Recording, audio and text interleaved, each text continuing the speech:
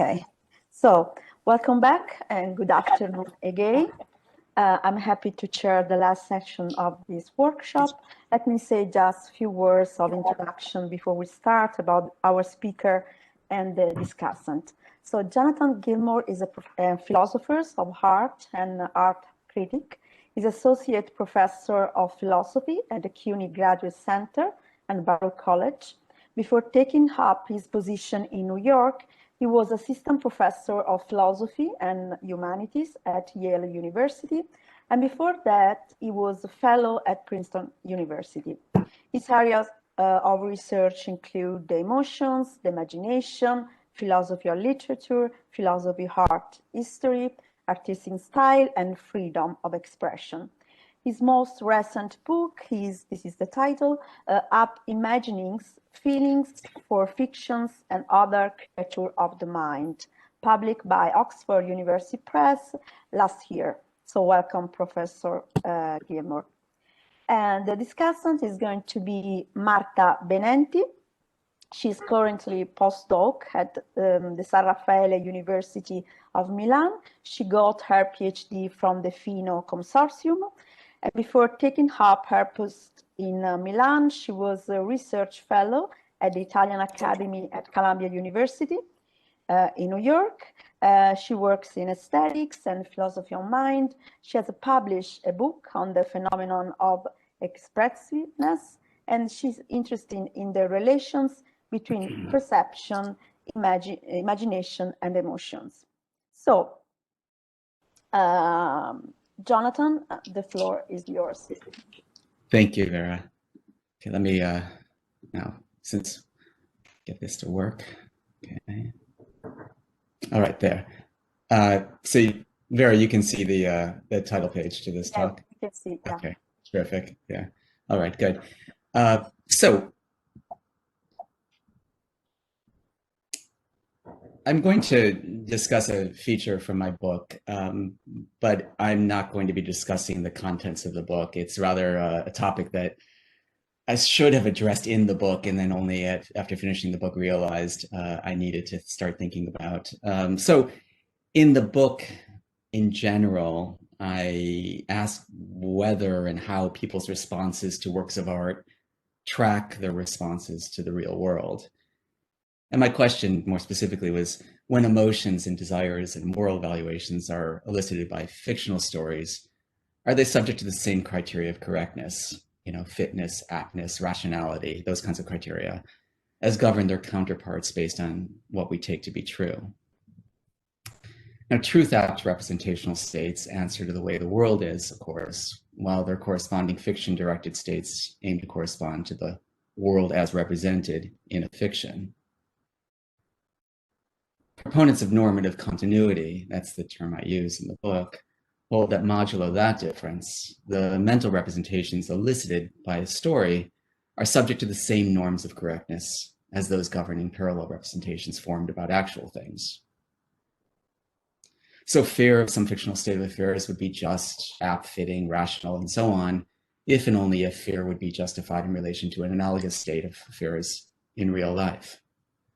And a person's desire with respect to a state of affairs within a fiction should be consistent with their desire with respect to that state of affairs if it really obtained. And finally, moral evaluations of fictional characters and behaviors are justified by virtue of such evaluations fitting real people and behaviors of the same relevant kinds. So that was the view of normative continuity, and normative discontinuity, which is the view that I try to argue for. In this view, the norms that govern the appropriateness of our attitudes are not invariant across fictions and real life. What justifies desires, emotions, and moral evaluations elicited by what's internal to a fiction, I say, can in fact be inconsistent with what justifies counterparts of those responses to relevantly similar things in real life. And in the book, this is still all background, my defense of discontinuity depends on essentially the myriad means by which fictions cause us to form certain representations of their contents. So style, tone, material, medium, characters' names, aesthetic appearances, non-diegetic music, and moods. Fictions rely on cognitive and affective biases that distort our responses to real things, but are often exploited to achieve particular effects within the fiction. And I want to say sort of generally that these dimensions of fictional representations often cause audiences to have certain responses to the fiction's content without providing what would count as justifying reasons for those responses if the contents were in fact true or actual. So just a quick, now perhaps overused example. Charles Dickens uses physical disgust elicitors, references to the matted hair, greasy clothes, and physiognomy of Fagin, and anti-Semitic tropes to induce us in some ways to feel moral disgust about Fagin, okay, relying on that unfortunate elision that we often make between physical disgust and moral disgust. Now that response to Oliver Twist, although fitting its contents, would be irrational and immoral if adopted solely on those bases towards someone like Fagin in real life. That is, these kinds of biases are exploited, and we welcome their being exploited when we engage with fictions, but we try to resist falling under their influence when dealing with real states of affairs. Now, I also in the book defend, what I call descriptive or empirical continuity, and that's just the relatively well-established degree of overlap in the mental and neural bases of both our perceptual, doxastic, affective, and evaluative attitudes toward the real world, and overlap with those things and analogous responses towards what's only imagined. So neural and mental mechanisms are widely shared across perceptual imagery and actual perception, motor imagery and actual movement, understanding fictional characters' motivations and the motivations of real people, and affective responses to fictional stories and those caused by real situations. The point being that there's no proprietary mental or neural mechanism for processing only imagination elicited emotions. So this is the kind of thing that I noticed sort of more late in the book, which is that the relevant affective and evaluative responses to a fiction that I'm talking about, they seem to be activated only under certain conditions, conditions in which we're imaginatively absorbed or immersed in a story. Even a highly detailed plot summary of a novel, a film, or a television story is unlikely to elicit the responses that I use to illustrate discontinuity. So unless absorbed in a story, we don't align with an evil protagonist. We don't evaluate states of affairs via formal devices that are used to render it. We don't judge that a character with a certain kind of appearance, maybe, their ugliness, also has certain virtues or vices. So what I want to do today is to better characterize that nature of immersion or absorption in a fiction. It's the kind of thing we're all very familiar with. Everyone's had the experience of being immersed in a film in the thrall of a storyteller, engrossed by a performance, feeling transported to a fictional world. And it's difficult to identify the nature of that state, but it seems clear that it's often, if not always, associated with being emotionally affected by the contents of the fiction or imagining.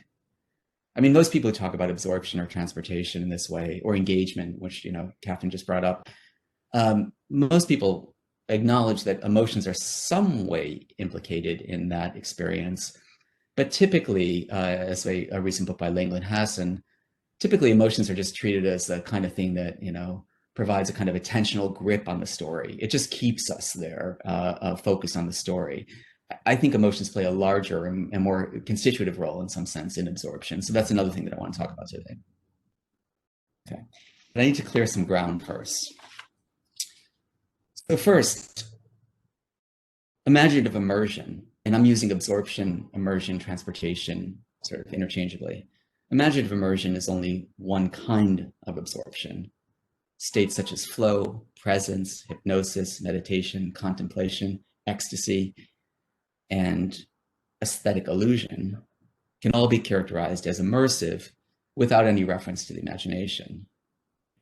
And then also whether they fall into one or more of those psychological constructs, many particular activities, long distance running, listening to music, solving crossword puzzles, contemplating nature, blowing bubbles like Chardin's boy.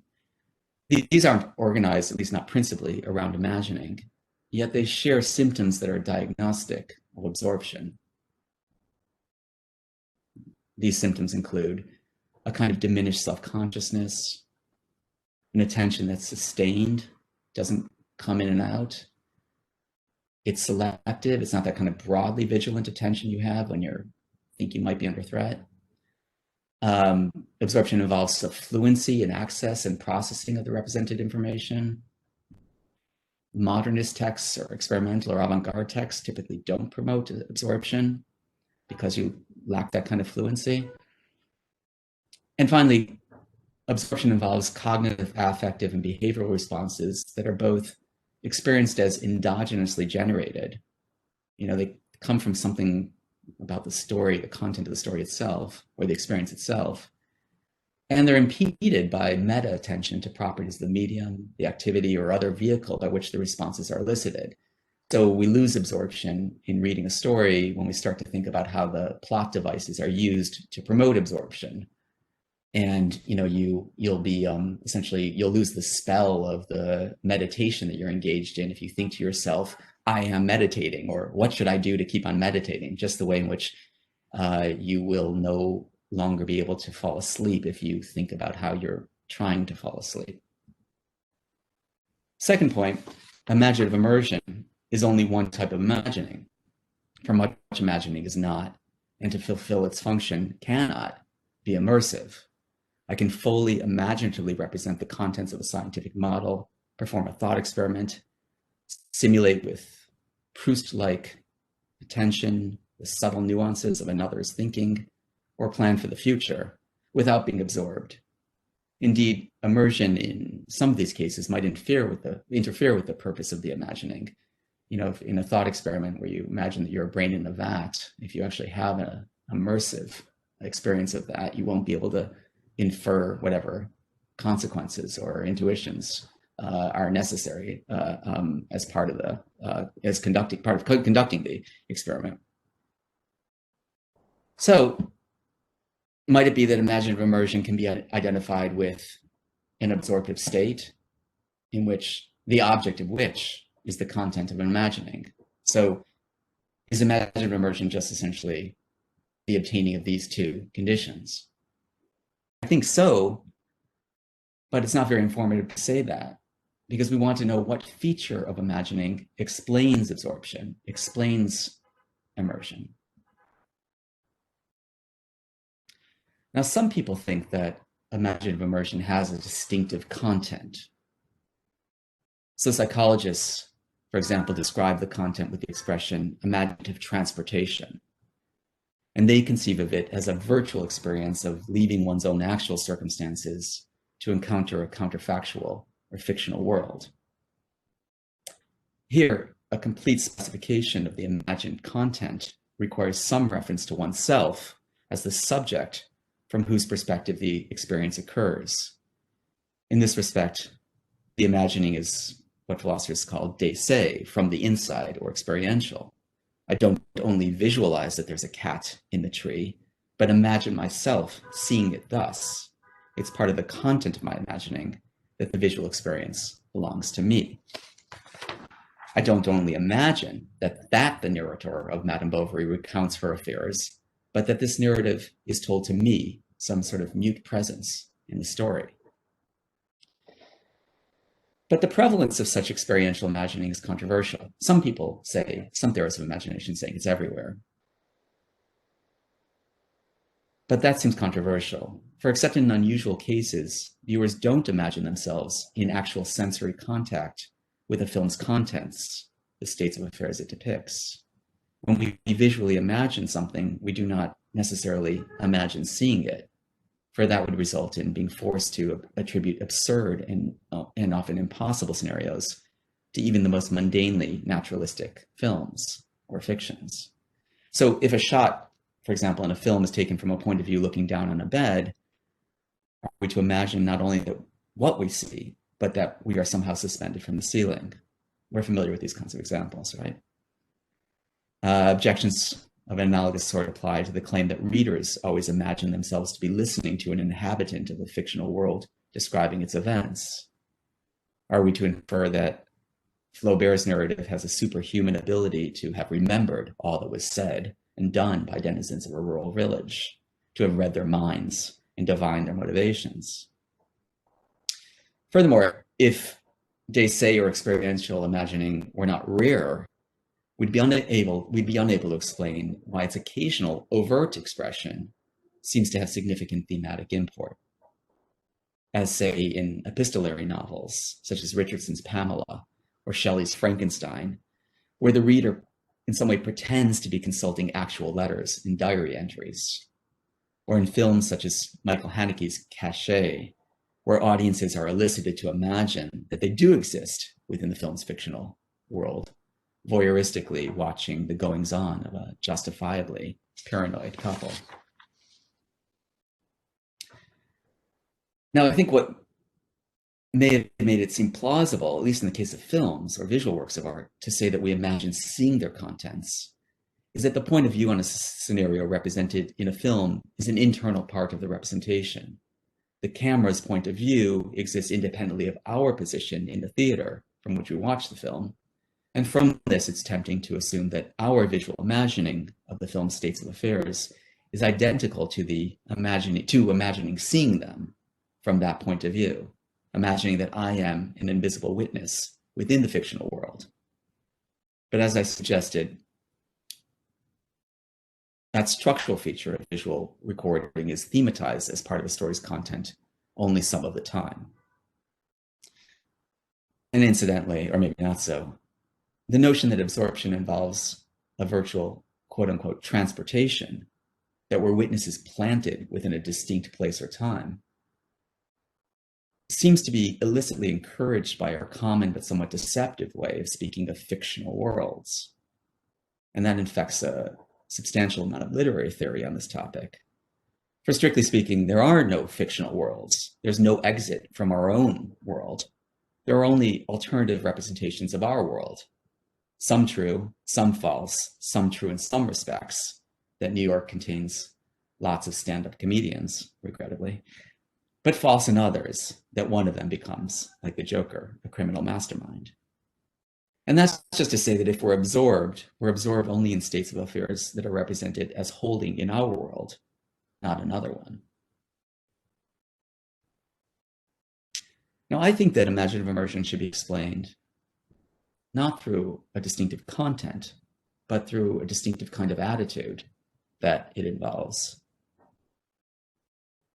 Specifically, I suggested imaginative immersion is constituted by certain breakdowns in the barriers that subjects usually experience between mental processes that are appropriate for the real world and those that would be appropriate only if the world were as represented by the fiction. In other words, immersion is constituted by breaches in imaginative quarantine, where one's mental representations elicited by and about the contents of the fiction come to compete with and sometimes temporarily supplant our real-world-oriented attitudes.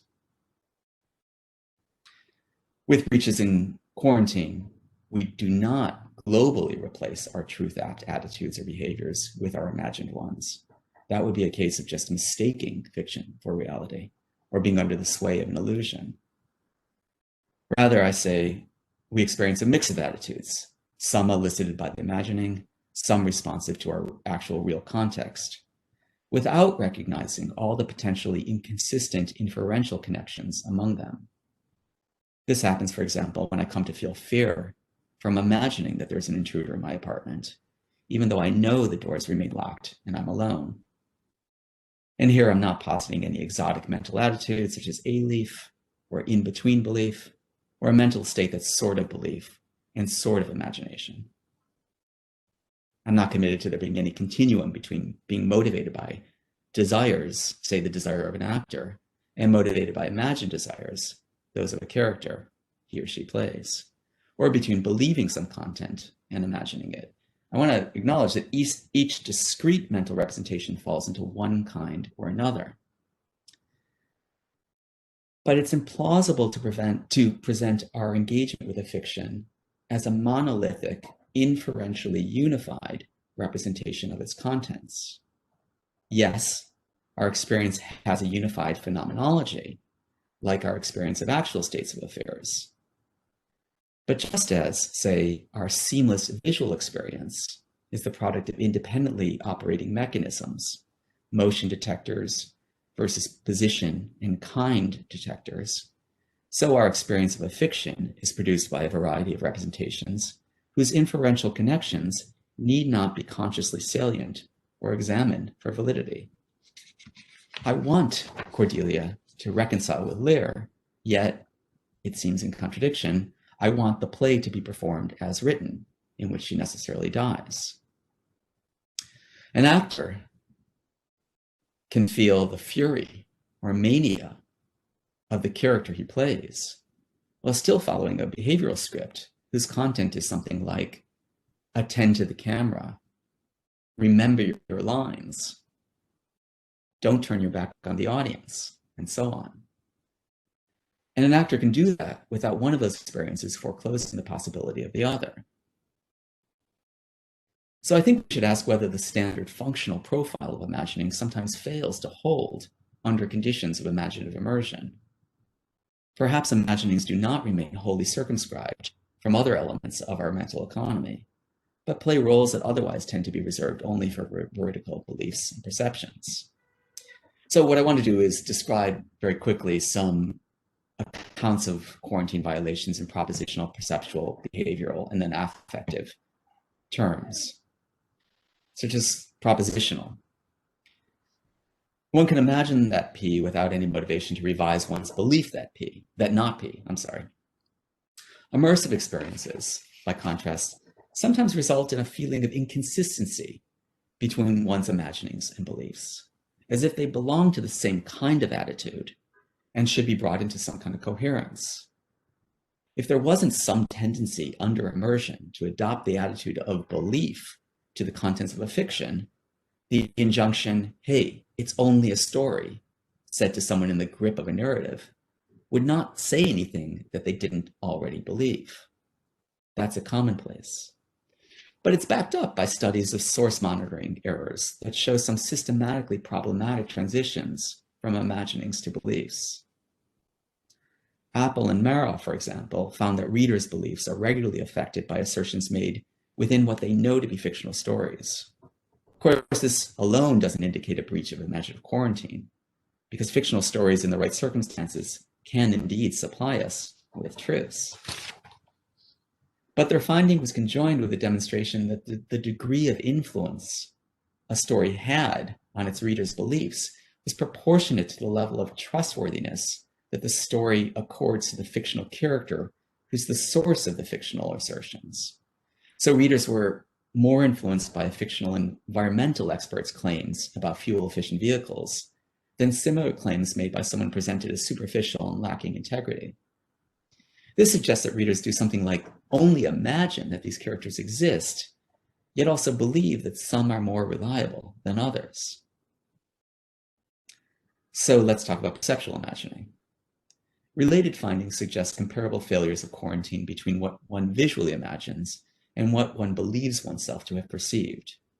In one study, Loftus and her colleagues found that participants were more likely to believe that they had experienced a given event in childhood, say breaking a window with their hands, when they had been previously prompted to visually imagine the event. And other studies found that reading about some scenario disposed people to later mistakenly claim that they had seen pictures of it. And that effect obtains in predictions as well. When people were asked to visualize such things as committing a crime or contracting disease, they later reported a greater subjective probability that they would undergo that experience than did others who hadn't been given that assignment in imagining. Now, an explanation for these findings might be that people take the ease and vividness of their imagining as somehow clues to its contents being derived from actual experiences of external stimuli. But for me, whatever the cause, it's important that even contemporaneous visual perception and visual imagining selectively interfere with one another and with representations and other sense modalities, where one imagines seeing an instrument located in a room affects where in that room one identifies hearing the instrument's actual sound. Finally, behavior, or motor imagining. One can imagine that P without experiencing any motivation to perform behavior that, given one's desires, would be appropriate if P were true. Yet when immersed, our imaginings are not so disconnected from actual behavior. It's common to engage in verbal behavior when watching a television show, describing what a character will or should do, speculation that would tend to be appropriate only if the events of the fiction were actually taking place, and where that's not a commentary somehow on the construction of the plot. If a film or a play represents a protagonist in danger, we don't intervene to help her. We can't. But we may scan the scene presented to see where she might take shelter or escape. We recoil in our seats as if to avoid a grotesque monster on the screen, and we lightly mimic the expressions and movements of actors. And indeed, fMRI studies show that when subjects engage in emotionally affecting imagining, their neural activity spikes in motor systems and in those aspects of the autonomic nervous system involved in action readying, such as the sweat glands, heart rate, and blood pressure. That people typically don't carry out the actions that a fictional representation calls for may not indicate the absence of actual motivation so much as the presence of distinct inhibitory mechanisms that block contextually inappropriate behavior. And that finding is demonstrated through studies of people with brain lesions who are unable to inhibit responses that would only be appropriate if what they imagine were true. Finally, affective imagining. We have feelings for fictions. We feel shock and revulsion over Medea's murder of her children, bereavement over the death of a character in a novel, stimulation from simulated sex, anger at having been unceremoniously shot down in a video game, a feeling of transcendent awe in a cathedral, even if we don't have any belief in God or the supernatural.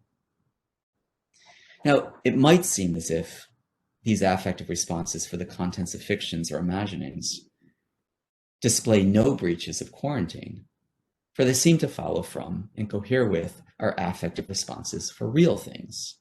It's just the nature of affective responses, one might say, that they're source indifferent. Their object can be actual events or imagined ones. It's the kind of thing that Tamar Gendler argues. But if we broaden the scope to consider all kinds of emotions that can be elicited by fictions, we can see that such invariance across our responses to real things and imagined things, that invariance doesn't hold as a rule. We see this in cases of discrepant affect, i.e. e.g. contexts in which otherwise decent people seem to experience non-normative emotions and evaluations when elicited to do so by a fiction. So we root for someone in a fiction whom we find contemptible in real life.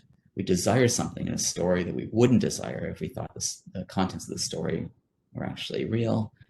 And we often morally evaluate or emotionally appraise behavior in a fiction contrary to how we would judge analogous actions taking place before us. So audiences feel relief when Patricia Highsmith's sociopath, Tom Ripley, played there by a very young and attractive Matt Damon. We feel relief when, Tom Ripley strangles himself out of another case of imminent exposure. Players of Grand Theft Auto enjoy driving over pedestrians. It's funny when Kenny, a child on South Park, is predictably killed in one episode after another. It's satisfying to see Beatrix Kiddo enact her bloody revenge in Kill Bill. Milton Satan is charismatic and attractive to us.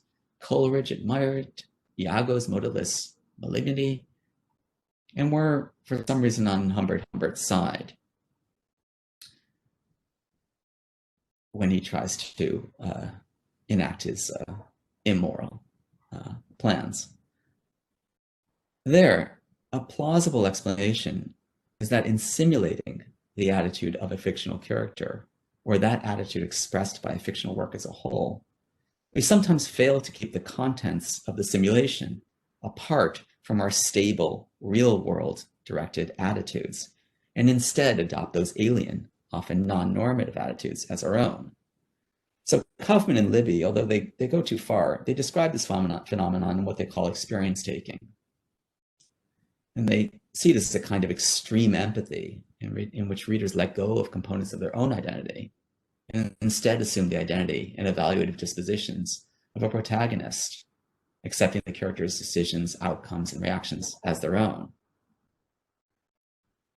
Actors thus often report that they have come to identify with their characters, and readers find themselves endorsing the perspectives that novels often offer about their contents, that the world has been leached of human intimacy when one is reading a J.G. Ballard novel, or that something about Humbert Humbert's obsessive love for Lolita really does indemnify it against society's merely, quote unquote, moralizing complaints.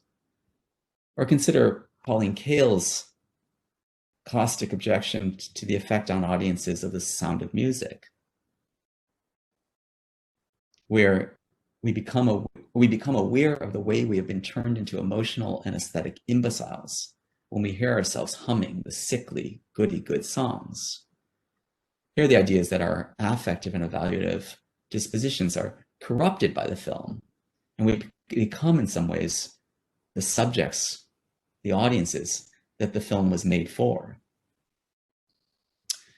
We also see failures of invariance between our affective imagining and ordinary emotional responses in cases in which we're caused to feel about some fictional what we're caused to feel about some fictional content is not justified by facts that are internal to it.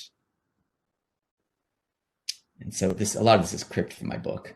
Assuming a moderately cognitive view of emotions, an emotion should be responsive to the presence or absence of properties that are criterial for the emotion. We should feel fear only of what's dangerous, sadness only over a significant loss.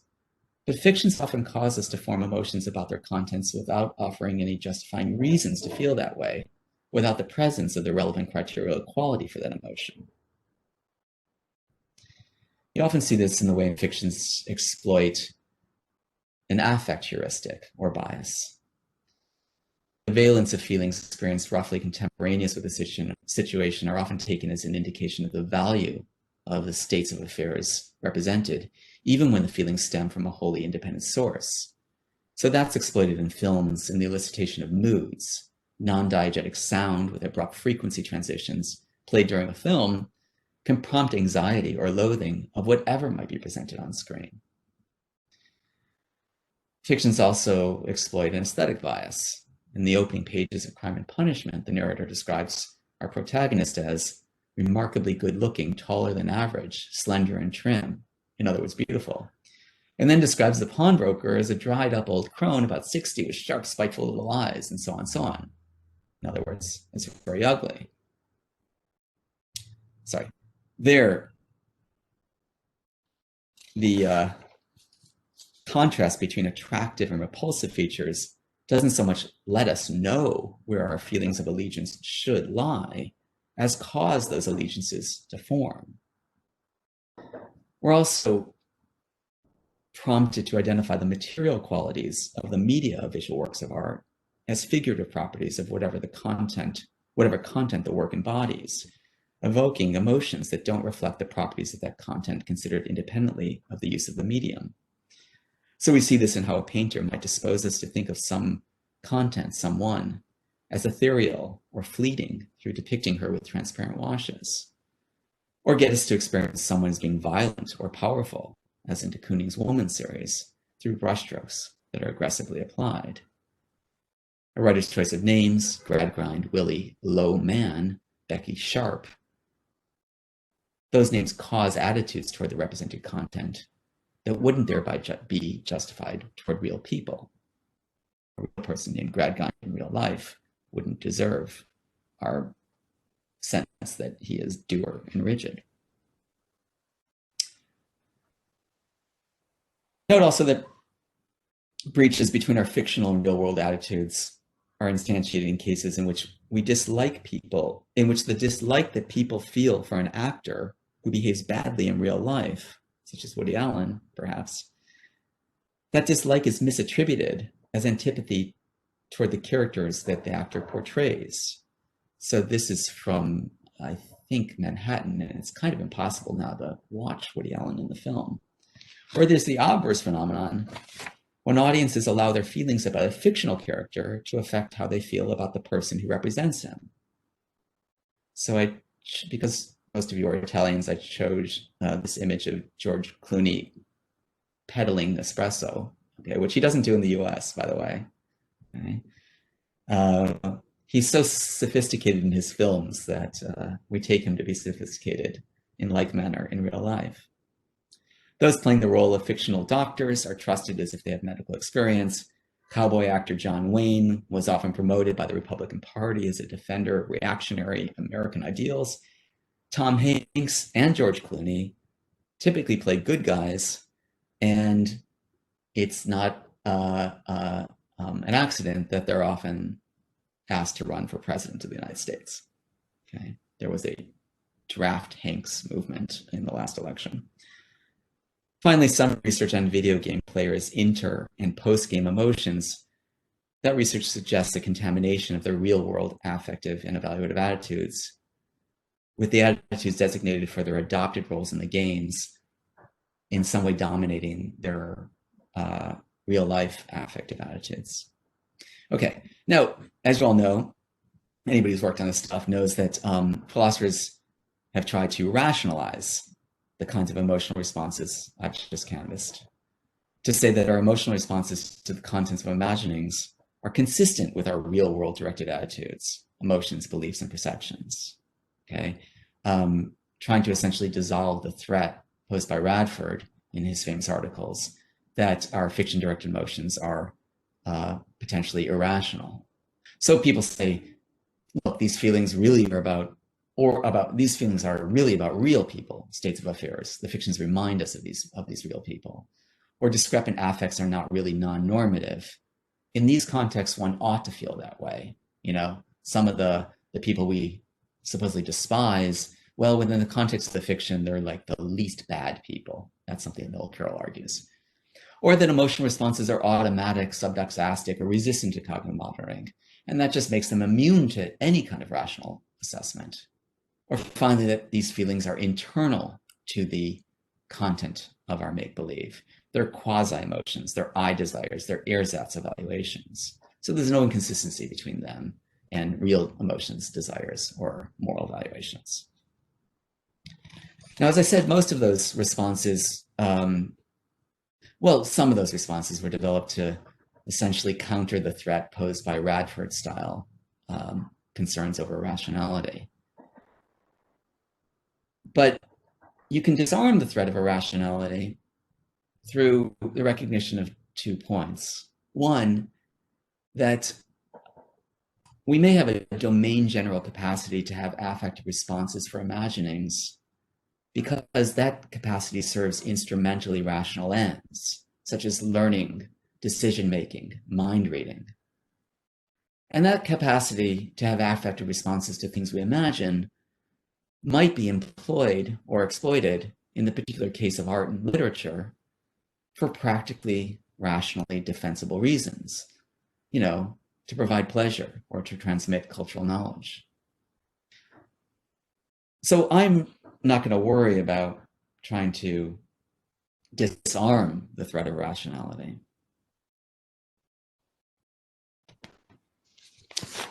Instead, I want to explain why I think among the many different kinds of violations of quarantine constitutive of imaginative immersion, emotional responses seem distinctive, or perhaps essential. First, this distinctiveness is suggested by the way when people do mistake propositional and perceptual imaginings for actual beliefs and perceptions, or exhibit motor readiness to act on the basis of an imagining, that effect is almost always stronger the more emotionally arousing the imagined content is. I think the explanation is that to respond emotionally to the content from imagining is always to respond as if one were in the presence of the object itself. That is, emotional imagining always has that experiential dimension that other theorists wrongly look for in perceptual and propositional imagining, which we saw only sometimes they say. So here I want to explain that point. In the framework that I've adopted, I've assumed that emotions depend on some mental state directed at an object identified under a generic evaluative description. Fear is about what are often very different kinds of objects that have the evaluative or criterial quality of being a threat. An emotion presents its object as having that quality that individuates emotions of that kind. And this isn't just a contingent relationship between an emotion and its object. The object must be presented in a certain way appropriate to the emotion if it's to elicit that emotion. An object must be presented in a certain way expressive of its possession of that criterial quality for the emotion to be elicited. Contrast that with bodily states such as pain. This is a kind of Sartrean point. The exposed wire can give me a shock, but it can do that without there being anything in the appearance of the wire presenting it as painful. However, sadness over the suicide of Anna Karenina presents her death as a significant loss. Amusement over Charlie Chaplin's little tramp being sucked into the gears of a factory machine presents that state of affairs as funny and absent serious harm. Okay? It has to be presented that way for me to feel amusement. It has to be presented as having the criterial quality of being funny or being harmless for me to feel that emotion, even if that's a quasi-emotion for some of you. Here we can see how emotional responses involving an imagining from the inside, how that kind of response is not always shared by perceptual propositional imagining. So just to contrast them, I can propositionally imagine that X, that it's raining. There's no necessary implication here from the nature of X to my actual beliefs. I can perceptually imagine X, a bird song, and there's no necessary implication from the nature of X to my actual perceptions. I can affectively imagine X, a disgusting corpse. But here there is a necessary implication from the nature of X, how it's imagined, to my actual emotional state. One's affective imagining of something is constrained to present it in a light fitting the relevant emotion.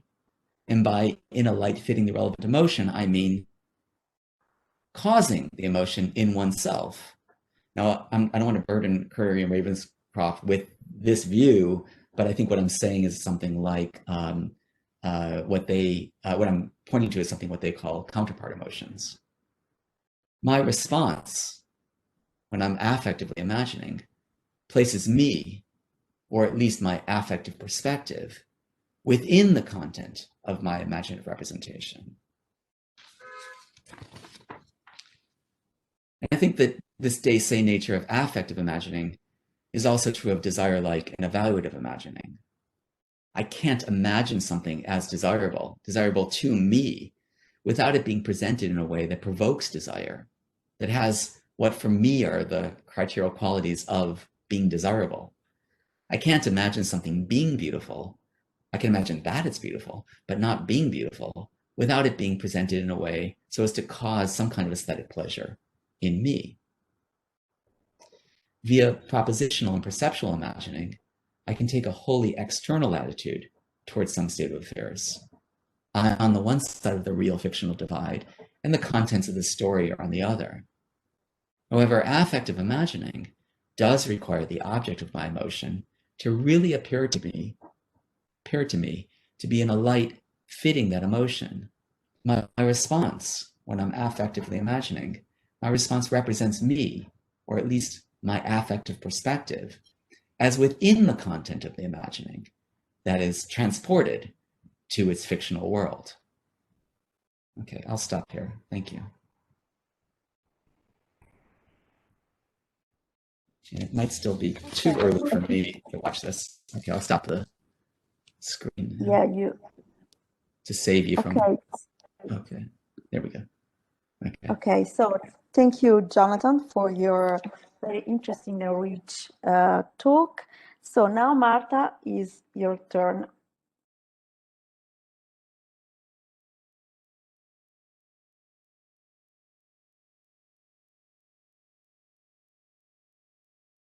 Okay, can you hear me? Yeah, Okay. yes. Just a second. Now I should be, is it visible correctly so you can see it? Yes, we can see the slide. I can't see you anyway. Okay, so thank you very much, Jonathan, for the presentation, the paper, and for the book, which I really enjoyed. So I know we're all tired, and especially you joined the conference very early this morning for you. So I'll try to be very brief and clear in my comments. So there are there are 3 points of your presentation that I would like to address, and because I think that were particularly interesting, and they also have to do with something very interesting as well that you write in the book. So the first point concerns the distinction that you draw between normative and descriptive continuity or discontinuity between art and life. And the second point is about your account of imaginative absorption more specifically. And the third point addresses the nature of what you call criterial qualities or evaluative properties. So first of all, what you consider like the background of your presentation of today, which is this normative and descriptive continuity or discontinuity that might hold between art and life, and that I believe is crucial. Of course, it's a crucial distinction in aesthetics in particular. And I have to thank you because you, in the book, you bring it to the fore, so to say, because it's a distinction which is important but sometimes neglected, or this is my impression. So you claim that the issue of discontinuity or continuity between art and life can be approached from a normative or from a descriptive point of view. And I take it that normativity is respondence of our experiences or attitudes to norms of epistemic justification, while description is the explanation that we can provide of experiences and attitudes in neurological, psychological, and also phenomenal or phenomenological terms. Now you claim that you defend normative discontinuity between art and life in spite of psychological continuity. So in spite of the fact that we can explain phenomena that concern or experiences that concern art and experiences that concern everyday life, appealing to the same psychological or neurological mechanism. But we can still defend an idea of norms that govern these domains, which are different. So you write, psychology doesn't always respect ontology. And I quote, I argue for normative discontinuity. Make-believing is not epistemically rational in the same sense as believing, and the norms governing our desires, emotions, and moral evaluation vis-a-vis what is internal to a fiction can be inconsistent with those governing our responses to relevantly similar things in the real world. So here's my first question. What exactly does this normative discontinuity apply to? So normative discontinuity is this idea of the categorical difference between the criteria that tell us whether we are or not justified in adopting certain, especially evaluative attitude towards works of art, of fiction, and real life. So do you want to draw the line, this normative line, between aesthetically valuable versus non-aesthetically valuable narratives? Because it seems to me that this would do justice to your project of accounting for the normative distinction between art and life, provided that the class of the aesthetic valuable narratives overlaps with the class of the artistic narratives. Yet,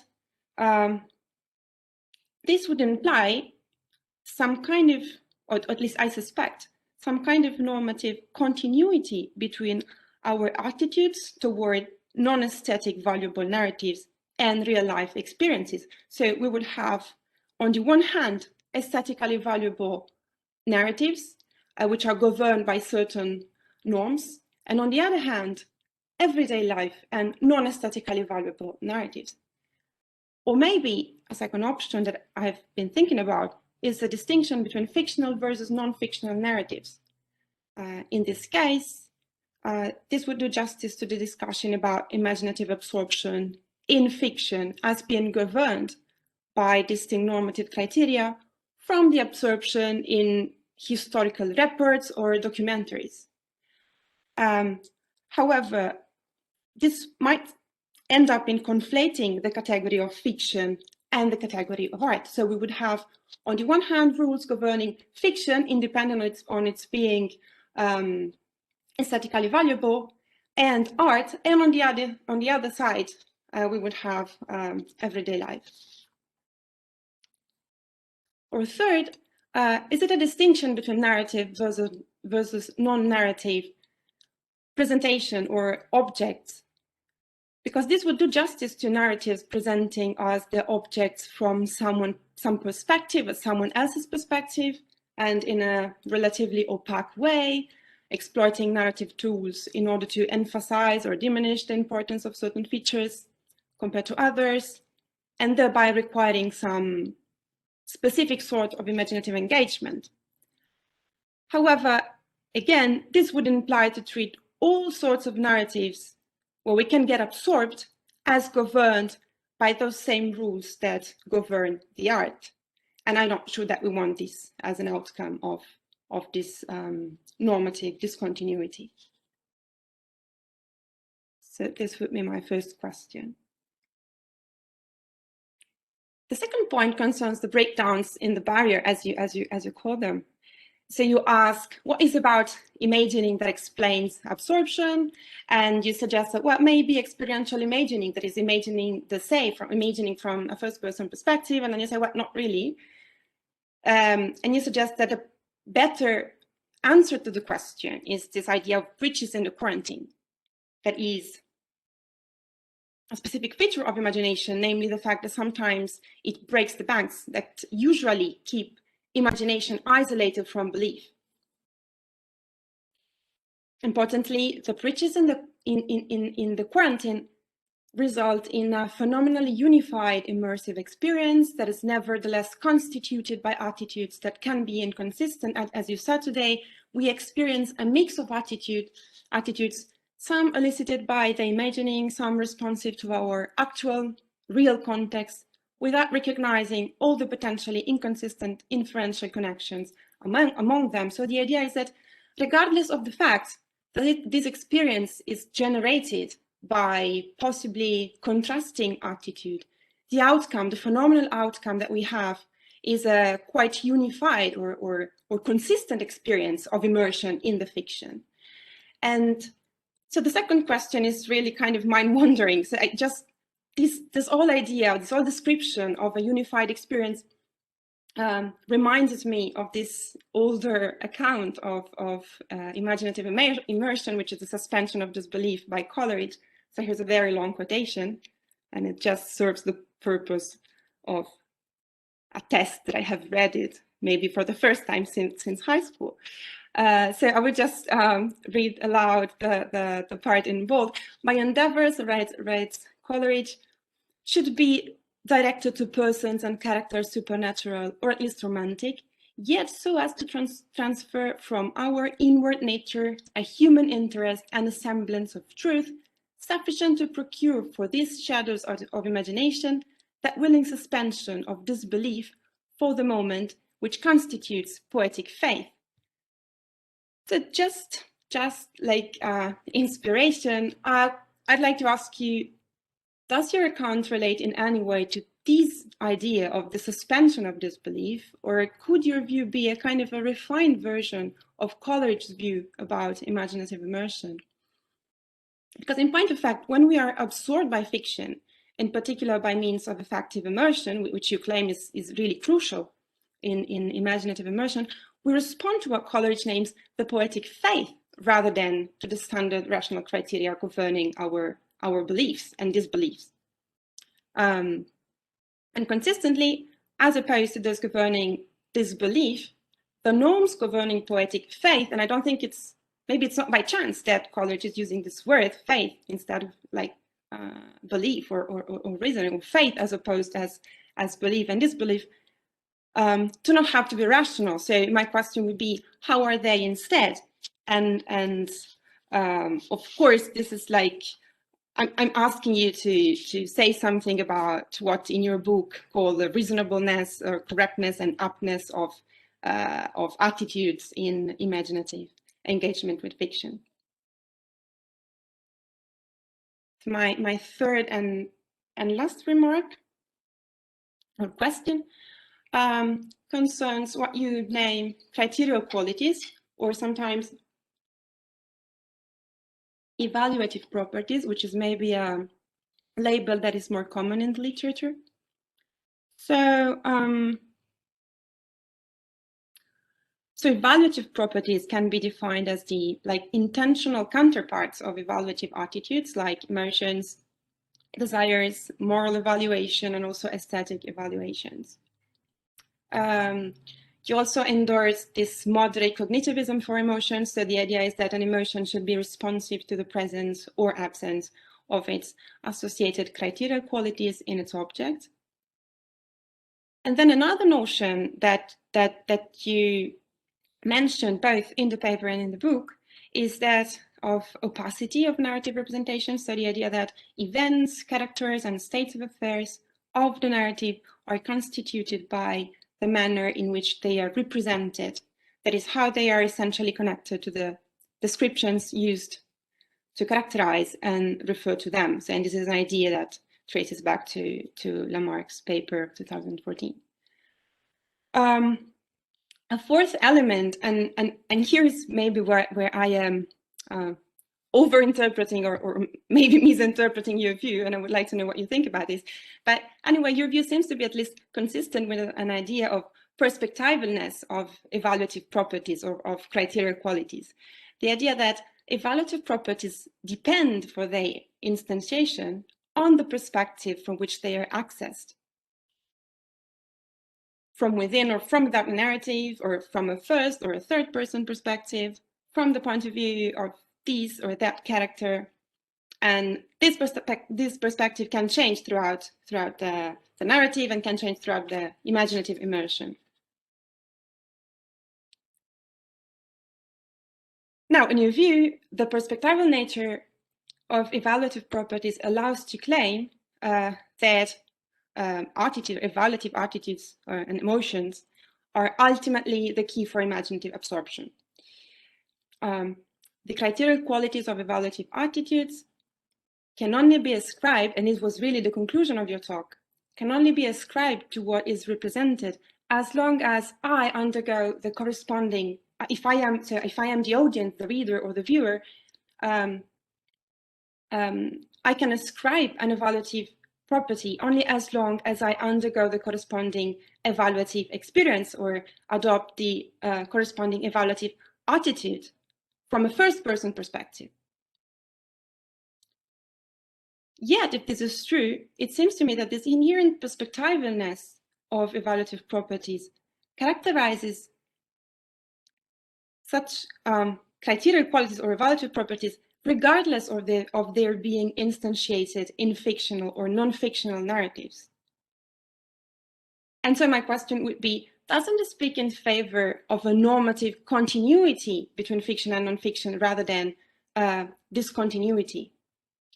And just to clarify a bit, aren't we saying that the same criteria qualities of affective attitudes not only systematically correlate with similar psychological mechanisms inside and outside fiction, so to say, so this would be the descriptive continuity, but they are also those criteria based on which we evaluate the aptness or inaptness of our evaluative responses inside and outside fiction.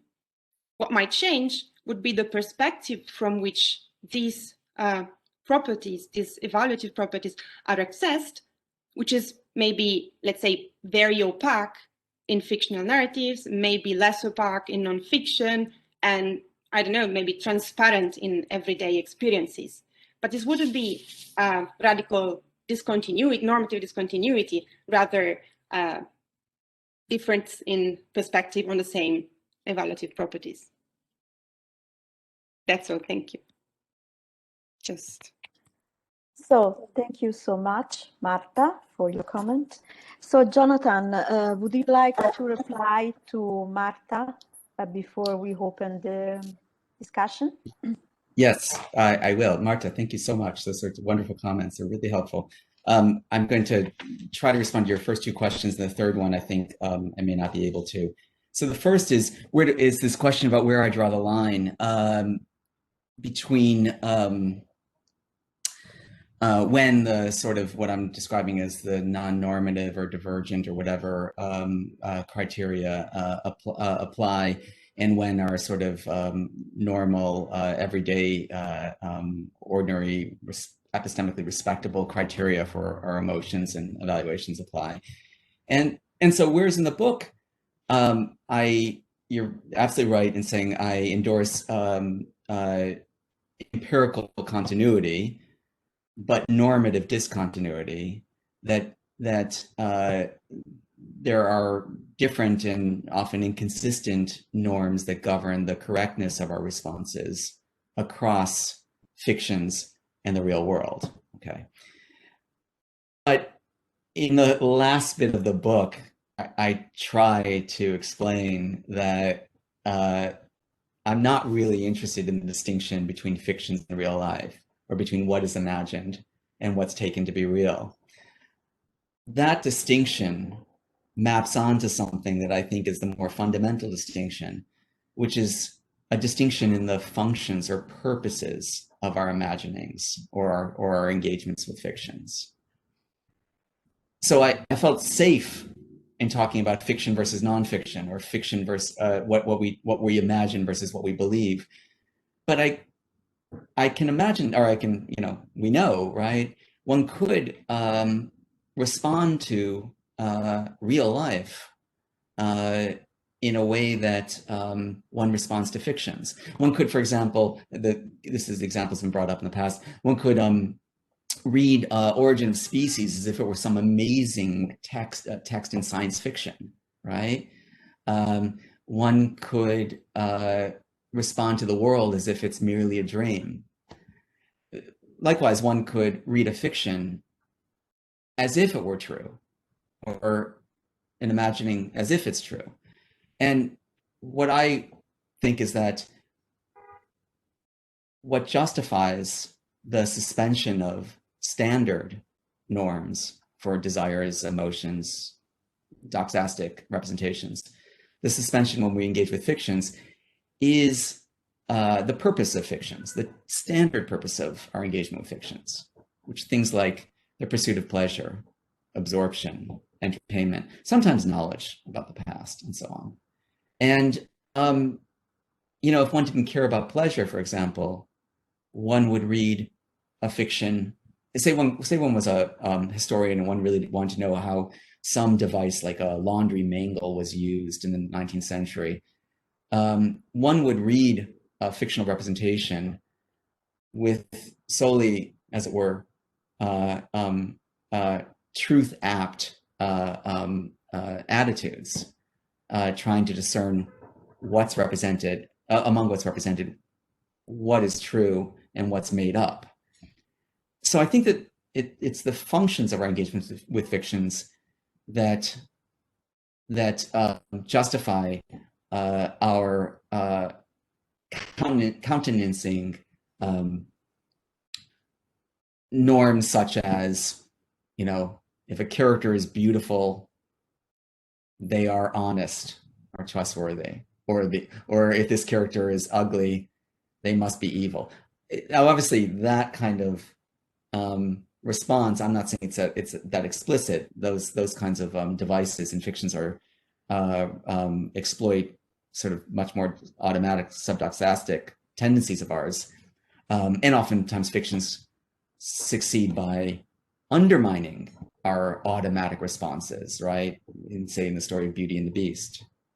So it's really a distinction between the functions that representations serve, and I think that maps on to our typical engagement with fictions versus non-fictions. art versus life, but it need not be. Okay. About the second question, which is that, by the way, you might have an overriding moral purpose that you want to govern all your engagements with fiction. And in that case, you might resist allowing yourself to be influenced by all those exploitations of our biases, such as Dickens's exploitation of our various biases, things like that. But I'm saying, typically, we're not driven by overriding moral concerns as when we engage with a work of fiction. Okay, sometimes with imagined resistance, the immorality of the work is just too much and doesn't allow the imaginative uptake that it seeks. So I really like the quote from Coleridge and the suspension of disbelief. And I'm trying to figure out sort of where I stand in relationship to him. I don't think that what I'm talking about here is a suspension of disbelief, because that sounds much too voluntarist and much too active, right? I do like the idea that that we adopt or allow certain norms to govern our engagements with fictions out of something like a poetic faith. Like we allow ourselves to be influenced by all these devices of fictions to feel certain ways, because we recognize that our contract with fiction or with the author of the fiction is different from or allows certain kinds of responses that our standard truth-seeking tendencies in real life or desires in real life don't allow. So I just think that the way in which we allow ourselves to be affected by things like biases, medium, style, the register of a description, and so on, those aren't peculiar to our engagements with fictions. So athletes, for example, you know, you want to do really well winning a race or something like that, or in some kind of competition. It's very helpful to imagine that you're better than you really are, right? That's conducive to a superior athletic performance. So here's another case in which one, you know, in Coleridge terms, suspends one's accurate belief in one's abilities for the sake of some goal, some purpose. I think with fictions, one countenances the influence of certain kinds of fictional devices for the sake of pleasure, absorption, et cetera, et cetera. Okay. And then the last point about the evaluative properties, depending on the instantiation of the perspectives. I'm not sure what to think about that, because I think that works of art prescribe certain evaluative perspectives on their contents. A cynical perspective, an amused perspective, the perspective that Pauline Kael castigates The Sound of Music for prescribing toward its contents, right? A overly sentimental or kitsch perspective, things like that. In real life, there's no prescription of a perspective. There's the perspective that we might adopt given our particular evaluative dispositions and so on. But it's not as if encountering things in the real world or the contents of a non-fictional narrative, there's some sort of evaluative perspective that you need to adopt to fully engage with the representation on its own terms. Of course, a newspaper prescribes a certain evaluative perspective on the events it reports, but you're fully within your rights to say, this perspective is skewed.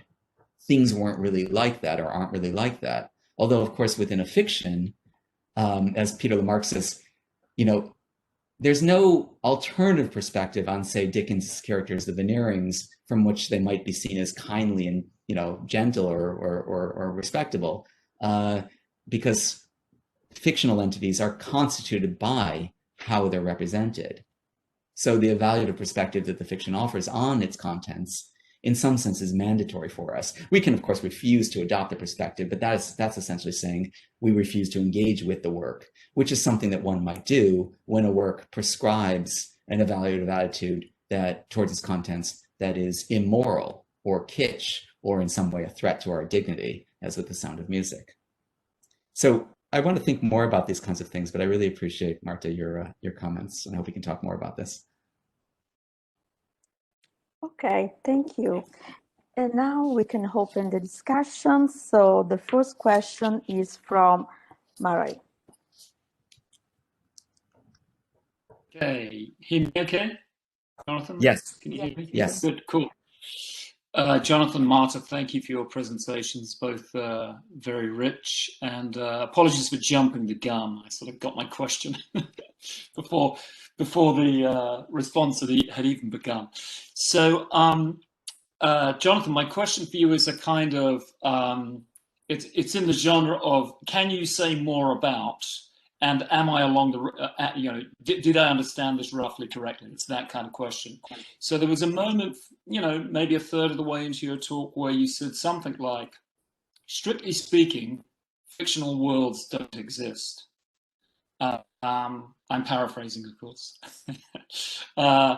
There are just representations of the real world or the actual world, and now I'm hazy on quite how you put it, but I take it that you weren't denying, of course, you weren't denying that, there's a phenomenon of fictional representations which we're interested in, but you're saying, you're kind of reorienting the way we think about fictional representations, in particular, by challenging at that moment in your talk, the sort of reification, shall we say, of the way fictional worlds are spoken of.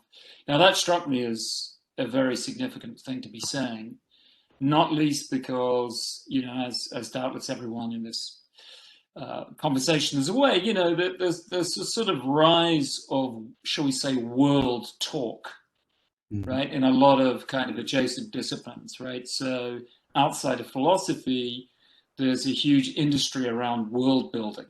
Do you know what I'm saying? Which buys into that. So, I mean, if I understood you properly, it's a thought that I'm sympathetic to, because I think what you're saying is, and to put it in your kind of language, one of the functions of fiction is to help us understand the one and only world better than we do, in addition to pleasure and the other functions that it might have. Anyway, I've said maybe enough for you to discern a question in there. Okay, thank you, Murray. Should I say more? Yes. Maybe you could say more. So I like that. So I think that yes, there's all this world talk, and it's difficult sometimes when you're reading people in literary criticism who speak about possible worlds or fictional worlds, how much they want to commit to something like a strong ontology of worlds, a metaphysics of worlds. It seems like the parsimonious move is to ask, do we need to posit the actual existence of these worlds? Or can we get by saying we just have representations of the world? Many of these representations radically depart in their contents from what is true in our world, but that's all we need. I mean, what I want to do is not to engage in this kind of world creation through representations. This speaks to Catherine's work, not accusing her of that. I want to stay at the level of our representations of worlds, and say our responses, our emotional responses, et cetera, desires are answerable or not answerable to how things are represented, rather than how things, in this supposedly alternative world are. Right. Yeah, sure. Okay. Yeah, good. Okay, thank you. That's good. Okay. Yes. Okay, thanks. The next question is from Tatiana. Yeah, thank you, Jonathan. That was it's such an exciting topic. So I just want to ask you a question about a psychological study I recently read and just how that fits into your view. So there was that psychological study that asked to rate 3 similar fictions along the dimensions of enjoyment and meaningfulness. So for example, they asked, or along the side of like, was it thought-provoking, or they gave answers like that. So the scientists ranked that as a meaningful, along the dimension of meaningful. So in every story, one person was wronged by another person. So they were up to that point identical, but then they had different endings. And people rated the ending in which the wronged person went on an extensive revenge trip as the most enjoyable one. But at the same time, the ending in which the wrong person forgave the wrongdoer, and that's assume, I mean, I think the story had a very simple case, like they stole maybe a tea bag from them or something like that. So in the case where the wrong person forgave the wrongdoer, they consider that to be more meaningful. So they would reply with things like, it was thought-provoking, I learned something from it, things like this. So it seems there was normative discontinuity in the first case, but not in the second. And maybe that one, so that's what I'm thinking as a non-scientist, but it seems to me like one explanation for why the people felt differently in the 2 cases might be that the forgiveness ending suggested to people a learning lesson and something that is intended by the author, and they didn't enjoy that so much. They didn't want to be, told, learn that, but they could see the point. So they understood the essence of the lesson and kind of agreed with that. So now that makes me wonder, first, whether we experience normative discontinuity or continuity depends on the intentions of the creator to a significant degree, not just as among the other things, just to a significant degree. And also second, whether we need to distinguish between enjoyment, which are feelings with a hedonic tone, I assume, and a sense of satisfaction connected to meaning as emotional reactions to morally problematic content. Okay.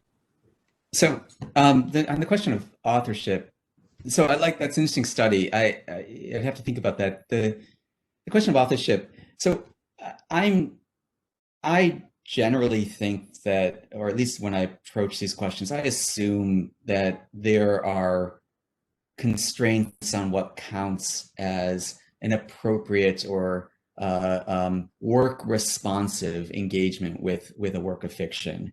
I mean, one can read a novel against the grain, of course, and one often does that today, especially when one finds characters in the novel not getting the due that people like them in real life are due. But generally speaking, I think that there's at least one dominant way of engaging with a work of fiction, and that's responding to it on its own terms, responding in a way, say emotionally, as it is designed to cause one to respond. And when I say that, I must be committed to some kind of normativity about response. There's, of course, a vast range of responses that will still be correct. But where does that normativity come from? And I want to say it's something like the successfully realized designs of the author they're embodied in the work. It's not enough for the author just to desire or intend. The author's intention to provoke a certain response has to be realized in appropriate causes or grounds in the fiction for that. But about the second part, about the normative discontinuity. So, I think that I'm often not clear when I explain this to my sense of normative discontinuity. What I want to say is that fictions largely rely on grounds or reasons or justifications for our emotions that would count as grounds or reasons or justifications in real life. I mean, if one wants to make a reader or a viewer of a film judge a character as good, morally good, have the character do good things, morally good things, right? Or evil things, and so on and so on. If one wants to provoke fear, then present content that that is a threat to a character you care about, or something like that. It's just that I want to say that the emotions that we feel for, and desires we feel for, and other kinds of representations we feel about, moral evaluations we feel for the contents of fictions, don't always follow and not always are not always justified by the causes that provoke them or elicit them within a fiction. Okay, and those are the kinds of examples with Dickens, for example, that I've shown you. You would be entirely wrong, right, to respond with moral disgust to somebody in real life simply because they physically disgusted you. But within the context of Dickens' story, that's an appropriate response, an apt response. One should never admire a person just because they're much, much taller than you. But of course, we have very tall characters within fictions presented as tall in order to evoke something like reverence from us. Certainly that's true of monuments, right? Okay. And so it might be the case that that the kinds of fictions that they use in the study, that that they're more interesting because they do provoke that feeling that somehow, or that sense that somehow one's responses are obeying different rules here. The ones where the bad person does something bad, right? And yet there could also be a kind of sense of meaningfulness or pleasure or whatever that comes from the kind of thing that Greg talks about, where it's learning like, okay? It's the experience of learning. It's some moral lesson or something like that, even if one really isn't learning any such thing, right? Which would conform to which would essentially reflect the fiction obeying the standards, moral standards, and so on for our evaluations that we subscribe to when we encounter real scenarios. Thank you. Okay, I hope that helps. Okay, thank you. And now, Carola, it's your turn. Thank you very much, Jonathan and Marta, for your talk and for your comment. Okay, part of my question has been already asked by Tatiana, so I have a very small question concerning the imaginative immersion. And I would like to better understand its connection with understanding. It is connected somehow to the point made by Marta concerning the Coleridge and the suspension of disbelief. Can we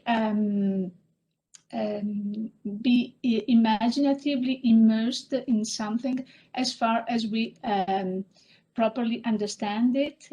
Are they connected? And if so, then your imaginative immersion is something that has to be sharply distinguished from what sometimes has been used as a way to describe these immersions as a sort of raptus that appreciators are in when being captured by the fiction. Thank you. Great. So I like that. The notion of being wrapped or captured by a fiction seems to me to be a state in which one understands the content in a certain way, that is, one understands the content that is given to one with great facility or ease. There isn't a lot of processing involved in that kind of rapidness, unless it's something like curiosity, which is sort of forward looking. You want to know what's coming, things like that.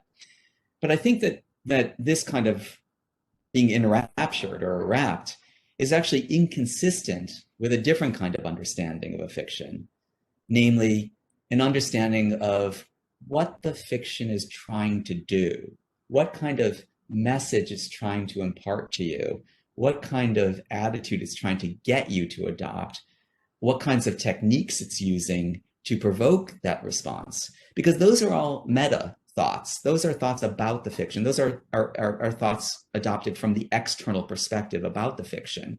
And those, at least on a psychological level, seem to conflict with immersion. Just as like when I gave that example, you know, in the beginning, if you're meditating and you're focusing inwardly, right? And then you start to think about yourself like, oh, I'm sitting here meditating, this isn't going very well, or what should I do to be better at meditating? You lose the spell is broken. Same thing goes for fictions. The moment you notice how the fiction is essentially trying to provoke or elicit certain kinds of responses, you now become self-conscious and conscious of the fiction qua fiction, rather than being absorbed in, as it were, the contents of the fiction, the so-called fictional world. And I think, you know, there's something in this that might be helpful to people who work on imaginative resistance about why it is we have this resistance. If you're one of those I won't theorists of imaginative resistance, you just won't engage with immoral kinds of attitudes, things like that. This doesn't help. But the can't explanation of imaginative resistance, why can't one? Well, one reason is this, and this is not original with me. One reason why there might be imaginative resistance is that something about the content of the story makes you recognize that you're being manipulated, that the author is telling you something. You should see people like that this way, or you should feel this way. And the moment you start to think about the representation from the external perspective, that immersion is diminished, if not lost. Can I just add a very small consideration? But maybe the two approaches are not incompatible. They just need, time. I can be totally immersed or totally wrapped in a situation, and then after I understand what the message of the fiction or whatever is. And this has also to do with imaginative resistance. I can, for instance, be totally absorbed. I can have this sort of raptus when following a very erotic scene between between a man and a woman, and then after having understood that it is an incest, then maybe I make different consideration follow. I can say, no, this is not something I want to be absorbed in. It is something I want to step out. Yeah, I think that's absolutely right. That any richly developed work of fiction or work of art is going to involve our rotating in and out of the internal and external perspectives on it. And sometimes, even without imaginative resistance, one gets pleasure from, obviously, from thinking about the work from an external perspective, admiring the technique that Quentin Tarantino employs to get us to take pleasure in this, orgy of violence, and then getting absorbed again. And no doubt that internal-external dual perspective is part of the pleasure we take in works of art. Okay, thanks. Alberto, you are the last one. Okay, thank you very much, Jonathan and Marta. It was very rich and stimulating, both the presentation and the comments. I just want to come back to what Carola was saying about imaginative immersion or absorption. I wonder whether there is really, as you said, the sort of breach of quarantine as far as imaginative absorption is concerned. For it seems to me that if there were, as you said, a sort of inferential merge between, say, the truth-apt representations and the imaginations, then what it would come out would be the situation not of a person that is enjoying fiction or is mostly enjoying fiction, but just as the situation of, say, a person who is a dissociated individual. In the sense that, in point of fact, what turned out to be the case would be that that very individual would turn out to have a sort of inconsistent behavior. Let me just give you an example coming from cognitive psychology, that is, people suffering from some versions of the Capgras syndrome. For instance, people that believe that the wife has been replaced by an imposter. Actually have these two sort of inconsistent representations. On the one hand, they think that they are facing an imposter, but on the other hand, they also think that they are facing their own wife because their behavior is actually completely inconsistent in the sense that even though they say, well, my wife has been replaced by an imposter, they don't call the police, right? And so this seems to be the situation in which there is this sort of merging, inferential merging. But this does not seem to be the case as far as imaginative absorption is concerned. I tend to compare imaginative absorption with a different case, which is the case of lucid hallucination. It is a case in which you have an hallucination and you know that you have that hallucination. For in that very case, when you have an hallucination that you recognize as such, your behavior is not influenced by the hallucination, precisely because knowing that you have an hallucination blocks, so to speak. It's as if it were an inner voice to you saying, well, look, it's only an hallucination, if you like. So the behavior is blocked, but this does not block the emotion. For instance, when I hallucinate a snake while still knowing that what I am endorsing and what I am entertaining is an hallucination, I'm still very much frightened by the content of my hallucination. And still, I don't move, I don't escape, for I recognize that it is a hallucination in a way. And it seems that the situation that is involved as far as in imaginative immersion is concerned is more similar to that. That is, in imaginative immersion, is it as if you simply removed the actual world in a way in order for you to be involved in the imaginative world, but still there is a sort of inner voice telling you, well, look, it's just a story. Yeah, I like that. I mean, I thought about how immersion relates to something like hallucination. And it seems like hallucination is a good analogy. But of course, for immersion, because there is still this inner voice saying it's not a snake, even though your eyes are telling you it is a snake or something like that. The difficulty for me is trying to find some, as it were, doxastic or cognitive version of hallucination that isn't a matter of simply mistaking fiction for reality, where I know that my experience is merely represented in the imagination, and yet somehow I'm at the same time thinking about it as if I believed it. That happens, of course. But the case of the capgras, the victims, people suffering from capgras syndrome, I guess the explanation now many people favor is that there's actually an emotional deficit. They see the people, they recognize that they look just like their loved ones, but they lack the kind of emotional response that they have before their loved ones, and they find this kind of asymmetry there between what they see and what they hear and what they believe and their emotions, and they assume the explanation for it must be this is an imposter. Those people suffer, obviously, right, from the inability to integrate these different forms of information that they represent to themselves. Whereas we, in the case of being absorbed, don't suffer.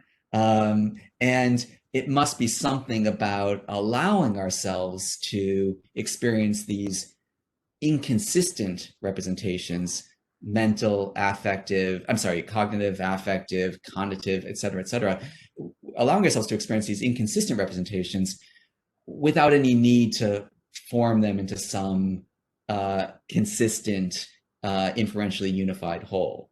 And so maybe that's like the experience of hallucination. You don't need, when you look at the stick bent in the glass, and you're and it looks bent, but it's straight, right? You don't feel some overwhelming need to reconcile those two things, right? And so maybe our experience of fictions allows us to countenance the inconsistent forms of representation that we experience under immersion. So yeah, thank you. Okay, thanks a lot. Okay, so it seems to me that there are no more questions. So let's thank again Jonathan and Marta and all for the discussion. So the time is over, and I leave the floor to Alberto for the final remarks. Okay, thank you very much, Vera. It was a very great meeting. I enjoyed it very much, and I realized that many discussions would have to continue, actually, and in point of fact, this is one of the disadvantages of meeting just virtually, the feeling that if we had met in person, we would have continued many of the discussions that have involved that. But on the other hand, the fact that it was a virtual meeting allowed us to have to let people meet even in a virtual way from different continents. So that was great. So let's hope to, well, let me thank again all the speakers, the commentators, and also the audience for this great event.